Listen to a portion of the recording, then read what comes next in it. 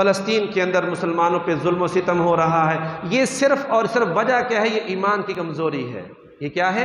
ईमान की कमज़ोरी है। आप हजरात खूब जो है वो मुताला करने वाले हैं। दुनिया बताती है कि पाकिस्तान की आबादी क्या, लाहौर की आबादी से भी इसराइल की आबादी थोड़ी है। पूरे पाकिस्तान को तो छोड़ें, जितनी लाहौर की आबादी है इससे भी इसराइल की आबादी थोड़ी है। लेकिन वो जो जुल्म व सितम कर रहा है, इर्दा गिर्द देखें, इसराइल के इर्दा गिर्द देखेंगे तो क्या होगा?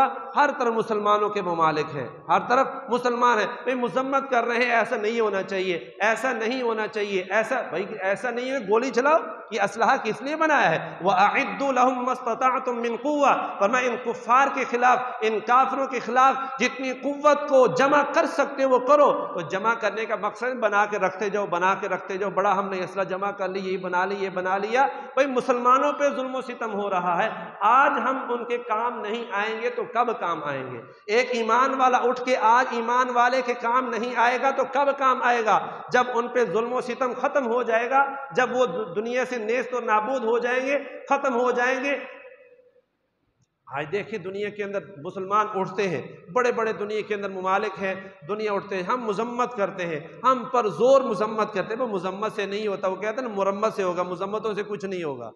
तो बहरहाल जितने हम कर सकते हैं वो करना ही चाहिए। दुनिया के अंदर मुख्तलिफ ममालिक के अंदर आज अगयार के अंदर भी जो गैर मुस्लिम हैं उनमें भी जो है वो खड़े होकर एहतजाज कर रहे हैं कि भाई फ़लस्तीन के अंदर जो जुल्म व सितम हो रहा है इसको रुकना चाहिए और जो उनका हक़ है वो उनको हक़ मिलना चाहिए। चलो असलहा इस्तेमाल नहीं कर सकते, वहाँ जा नहीं सकते, तो कम अज़ कम इतना तो कर सकते हैं कि उनके हक़ में जहाँ पर कोई एहतजाजी रैली हो, एहतजाजी जुलूस हो, उसमें वो हम शिरकत कर लें।